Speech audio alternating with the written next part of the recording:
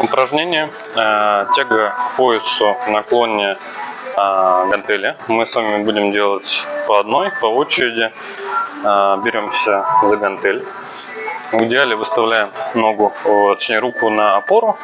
Ноги выставляем симметрично, колени на одном уровне. Часть веса смещаем вперед, вытягиваем руку вперед. Первое, что делаем, мы спускаем лопатку вниз. Далее начинаем ее подводить к корпусу и локтем тянем корпус. На вдохе плавно обратно. Выдох. Плавно обратно. Выдох. Плавно обратно. То есть вы должны забыть отгибание самого локтевого сустава и пытаться сделать вот такое движение за счет широчайших мышц спины.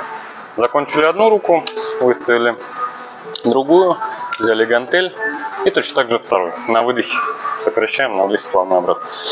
Очень важно, чтобы не гулял таз, выставить правильно ноги и контролировать положение тазобедренных суставов.